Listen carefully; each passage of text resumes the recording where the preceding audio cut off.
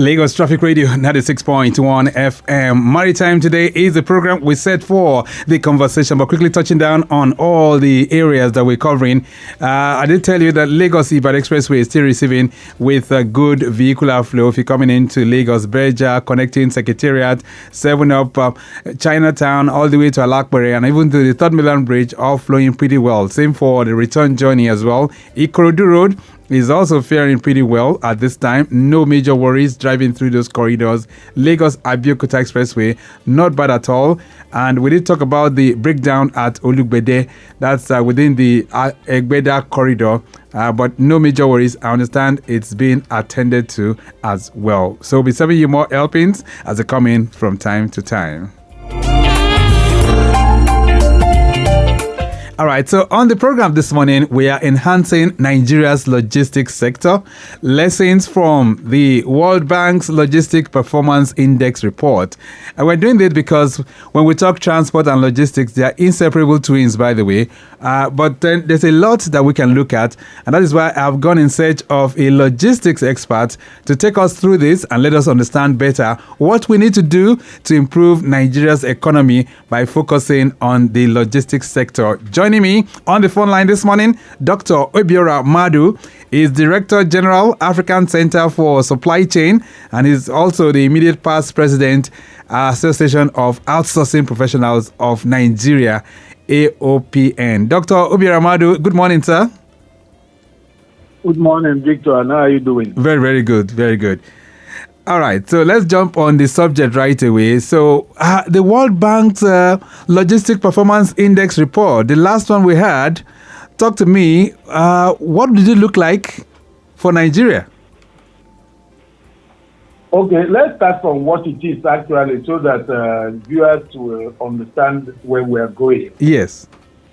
The World Bank Logistic Performance Index is a ranking system created by the World Bank to measure how easy and efficient it is to move goods into and across a country. That we can look at it like a logistics scorecard for countries. Okay. And the purpose is actually to help government, help businesses and investors understand how good a country's transportation and supply chain systems are. Right. So how do you... your positioning on the Logistics Performance Index of the World Bank will actually inform these three groups of people: the government, the businesses, and the investors, and any other person in the country. Yes, go ahead. All right. So how was our performance? I mean, when was the last report, and how did we perform? Well, I wanted to say surprisingly, but not. We can say that we did well because, I mean, if you moved from 110 to 83, that's a significant move. So our position now is 83. Okay. Or rather 88. 88 is our position now. Out of 139 countries. 139 countries, yes. But that very 88 number is not good if you look at Africa. Because the first 10 this thing in Africa, the first 10 countries, Nigeria is not there. Nigeria is not there. And what that means is that even though that we are 88, but our position is not good if in the African countries we cannot get up to 10. Okay. So you have countries like South Africa, Egypt, even Benin Republic, and Togo and other countries are ahead of us. Wow. These are smaller countries. Which is not interesting at all. Yes, it's not. It's not, definitely, Dr. Obiora. But it's not interesting. I'm saying that so that if we say that we move from 110 to 88, Someone can say significant move, but then if we are not in the first 10 in Africa, then it doesn't look good. That's very, very true. So what are the key findings of the World Bank's LPI report for Nigeria? What did they find? Okay, let's first of all start looking at the pillars that World Bank consider. Okay. So someone once said, how can they allocate number 110 to Nigeria? And I said, it's not an allocation. There are pillars that are considered, and they ask people who operate within that environment. Essentially, it surrounds the port and the international trade environment. You recall that they say it is for the easy and efficient flow of goods in and within across the country. Right. So what they are looking at, number one, they are looking at port. We lost you a bit there. For a very long time, is that number one is what? Accessibility to the port. Okay. Now, you know that we have improved there because you recall when it was practically impossible to enter Tinkan Island port. That's true. Same thing with Apapa port. Same thing with One in Port Harcourt. So in that accessibility, of course, we have improved. Okay. The other thing they are considering is logistics infrastructure in the ports. Since concessioning, we haven't made any substantial progress in terms of logistics infrastructure. Right. The other thing they are considering is the quality of logistics services. Quality of logistics services. Then they consider timeliness in bringing goods in and taking goods out of the country. Then they also look at the efficiency of moving such goods, which will bring down to cost. Okay. So this is the breakdown of Nigeria's LPI for 2023. Right. Okay. Customs, of course, for goods to move freely, customs processes must be right. So in customs, by the way, the total score we scored was 2.6 out of 5. Out of 5. I saw that as well. So 2.6 out of 5 is the total score. South Africa is 3.7. So you can see that we have a long way to go. A very, very long way. Then in this, the breakdown in customs, we scored 2.4. In infrastructure, we scored 2.3. International shipment, we scored 2.7. Then logistics competence, that is the quality of logistics services. Right. 2.5. Tracking and tracing, 2.4. Then timeliness, 2.9. So you can see that the lowest score we have is infrastructure. The highest score we have is 2.7, which is international shipments. Right. In fact, logistic competence also improved from what it used to be.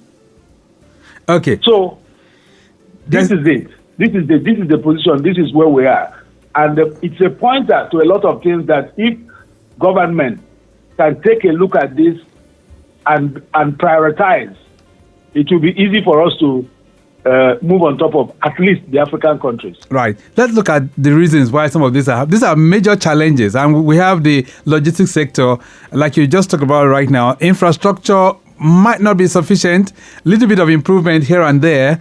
But is it to say that the country is too large? Is that the reason why logistics is not performing as it should? Or what are the real challenges confronting us there, Dr. Obiora?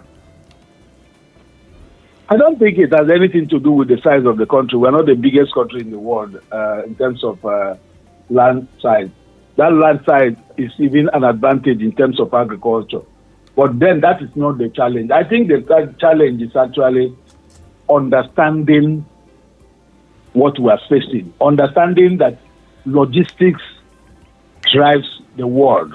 It drives government, it drives manufacturing, it drives agriculture, it drives everything.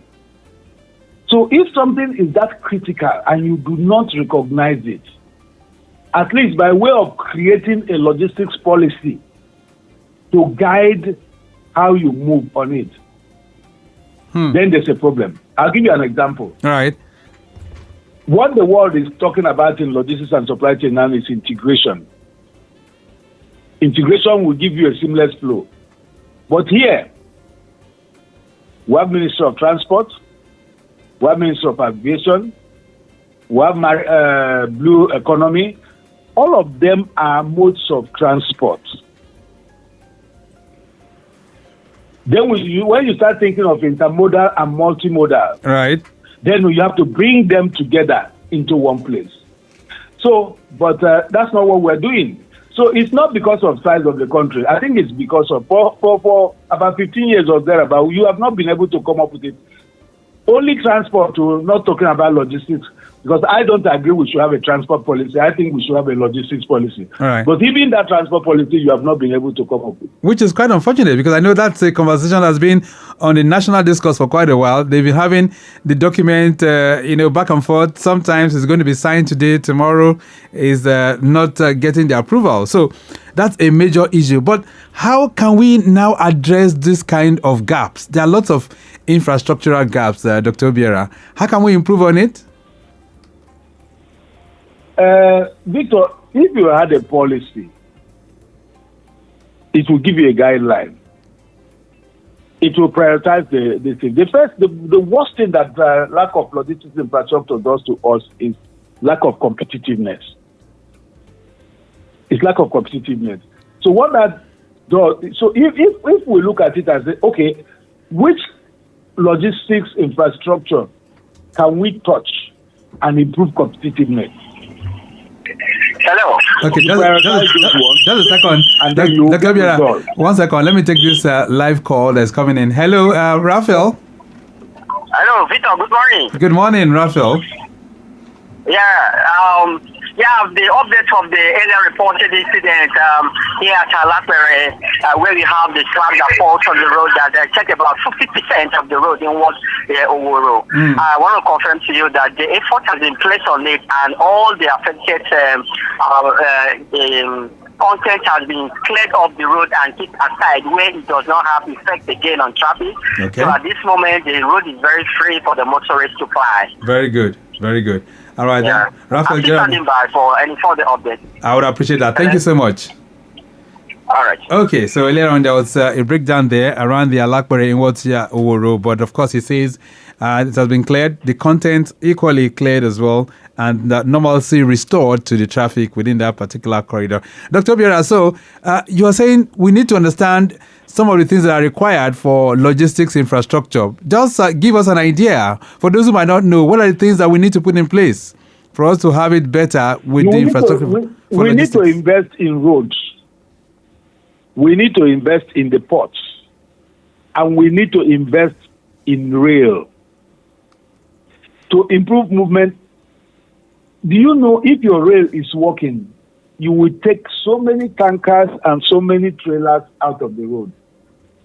The last time I watched a video of a certain train with cargo coming from Papalanto to Lagos, it was a beauty to behold. If you were to load those things on trucks,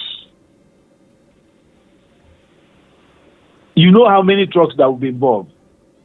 You know the damage on the road. You know the risk on the road. You know everything. So it's as simple as ABCD. Okay. So because if two people go to buy commodity, one puts his own on the truck and the other one puts his own on train. The person who puts his own on the train has a competitive advantage immediately. Okay, so the train system is one. What other things do we need for logistics? What about warehousing? Warehousing is very critical. Warehouses are not registered in Nigeria. In fact, in Nigeria, in transportation, if you can buy one truck, even if it is 50 years old, you put it on the road, container will fall out of it and kill somebody. Then when it kills somebody, we'll shout a little while, we'll continue, and then carry containers without strapping. So elsewhere in the world, you can't be a transporter if you are not registered somewhere. It's not in licensing vehicles is a different thing altogether. There is a regulatory authority that regulates that industry. That regulatory authority will tell you that this truck is not supposed to be on the road. Then, of course, warehouses. If you register warehouses, things will work better. track and tracing will be easier. But right now, we don't have a registration. There are warehouses everywhere and there. So that's part of the problem. Then, of course, adopting technology is another thing that we need to do. Right. We're going to touch down on that one. Just a Because second. We'll still talk on that will help. Okay. Yes, we'll still talk on that. But we're going to take a short break right now. If you're wondering who is speaking with me this morning on the program, Dr. Obiora Madu is Director General, African Center for Supply Chain. And we are reflecting, or perhaps trying to learn one or two things from the World Bank's Logistics Performance Index report, which has ranked Nigeria as 88. A short break. When we return, we'll look at customs and, of course, border checks, customs and border management. How are we performing in that area? And then we'll also touch down on what we need to do urgently to improve our ranking, at least to, let's say, 40 or 30. With the next year's ranking from the World Bank. These are many more we'll be reflecting on. A brief break. We'll be back. From A to B, from A to D, from north to south, from north to south, from east to west, from east to west, from port to port, from port to port. You can ship your goods and feel good too. Oh yeah, Nigerian Shippers Council, we meet you at the point of your need. The Nigerian Shippers Council is now better poised with responsive systems in place to help you and other shippers get seamless, stress-free transition for your clients' goods from point A to B. Today at the Nigerian Shippers Council, timeliness, orderliness, transparency and efficiency is all we care about. Put your complaint through to our helpline 0818-888-8895. Visit us at number 4 Ayodele Shoyode Lane, Apapa, Lagos, or reach us on www.shipperscouncil.gov.ng. Nigerian Shippers Council, we meet you at the point of your need. Nigerian Shippers Council, we meet you at the port of your needs.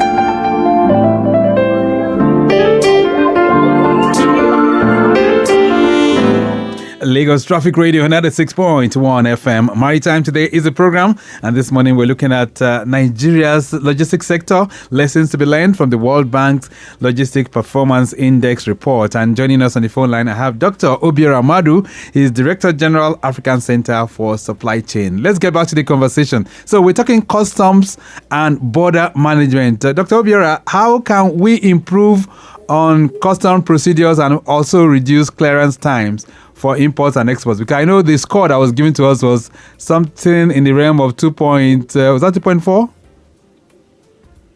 Yes, 2.4 for customs. 2.4. Yes, 2.4 over 5. Yes, you're right. So how can we improve on it?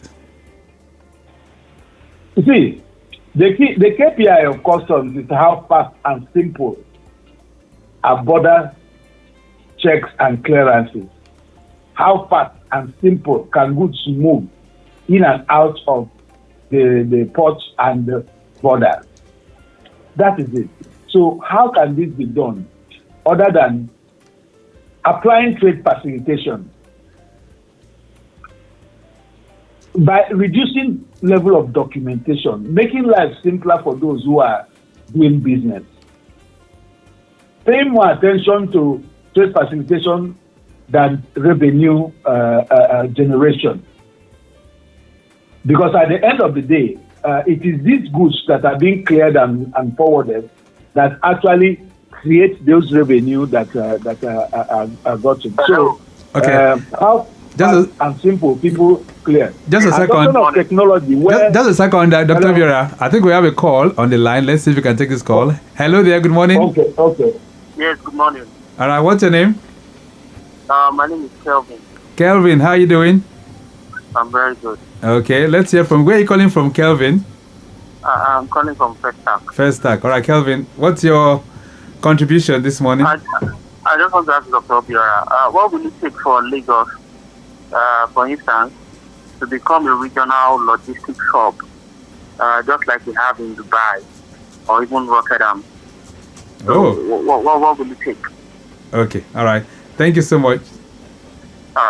All right. So, Kevin wants to know, what will it take for Lagos to become a logistic hub, just like Dubai and Netherlands?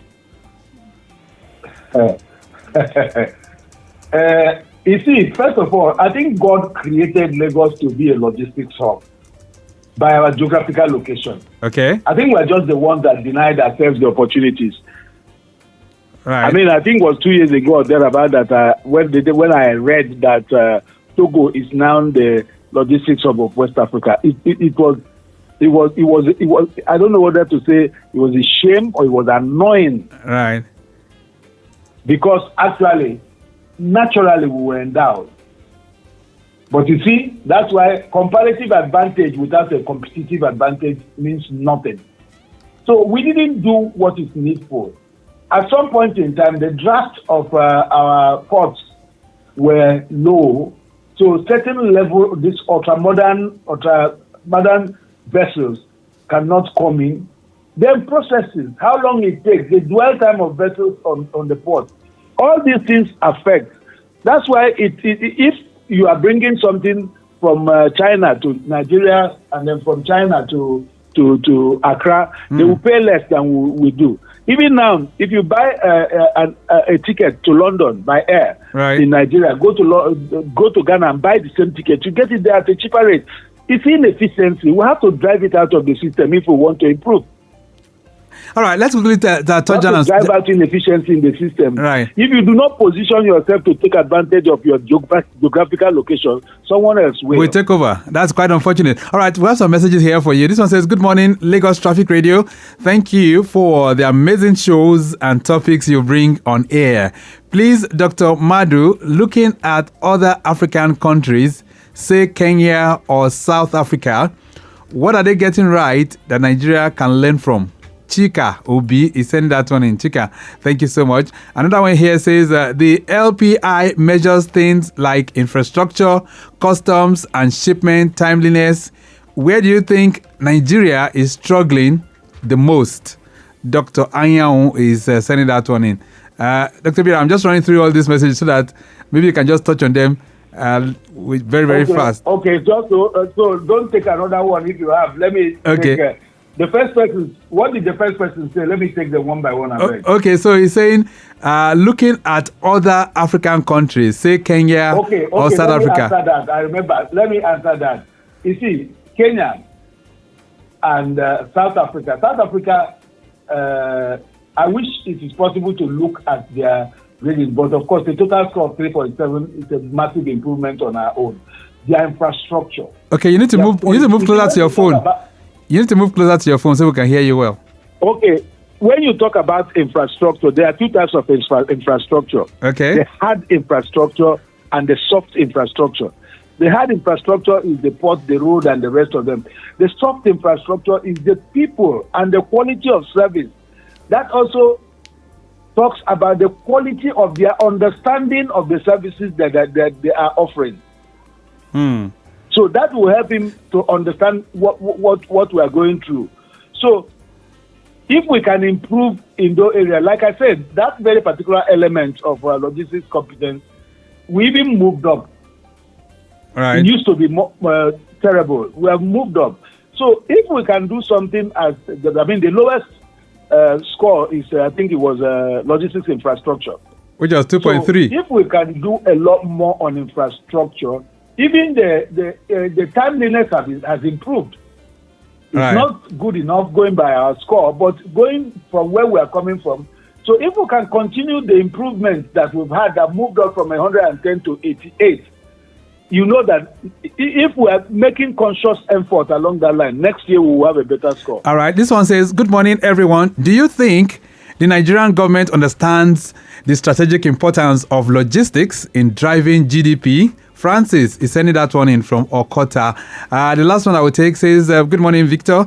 In terms of warehousing and last mile delivery, what are the key models we should adopt?" You didn't put your name, but thank you so much. So, Dr. Obiora. Okay, let me take the guy who said asked about whether government understands. Exactly. If you listen to what we were saying all the while, what I said was that if people in authority understand what we are talking about, understand that logistics is life, and that you can't do without it, that it drives including government, then they will pay attention to it. You don't need to coerce anybody to go after it. So it is that lack of understanding that's what we are suffering from. Right.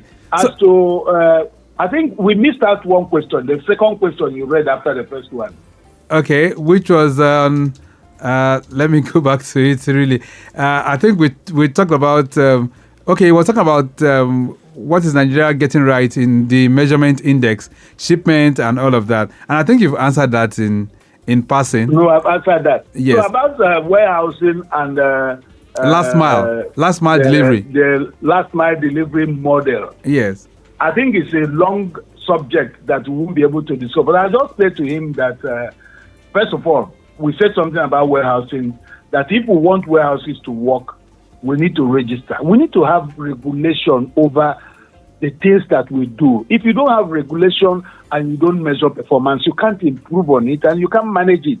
So even of course, if you are monitoring transportation generally, then you will monitor. All right. Let's round this up. Let's round this up now. So, Dr. Obiora, if you were sitting face to face with the Honorable Minister for Marine and Blue Economy, Oyetola Agboyega, what would you tell him for logistics sector to improve? Well, it's already a ministry. Like I said earlier, we need integration. But the fact is that the maritime sector holds opportunities that is capable of giving Nigeria probably something more than what oil is giving. But the fact is that it is quite vast. So many ministries are involved. Agriculture, because of fisheries, water resources, because so the challenge with their policy is that they have to try to carry these other ministries that are involved in the blue economy. If they don't, we will be hitting the rock along the line. Okay, then. We'll leave it at that for now. It's nice having you on the program. Thank you so much for connecting with us this morning. My pleasure, Victor. Okay, so I've been speaking with Dr. Obiora Madu. He is the Director General, African Center for Supply Chain, and it's always a thing of joy to tap from his pool of wealth in all these areas in enriching the economic and, of course, the advancement of these sectors for Nigeria. We have to go. This morning, we've reflected on Nigeria's logistics sector, lessons to be learned from the World Bank's Logistic Performance Index report. The program was produced by Mike James, and I say a big thank you to Dayo Anthony. Same for Rebecca Adamu, who is Assistant Director of Public Relations for the Nigerian Shippers Council. I have in the studio this morning Annie Victor and, of course, Oluwani Femi Meruyi, as well as our social media team, Okpayemi Shodunke and Remi Aluko. Maximum shout out going out to our executive producer, Tayo Akonle. My name is Victor Oteri. Connect to the Shippers Council on all their platforms at NG Shippers. Bye.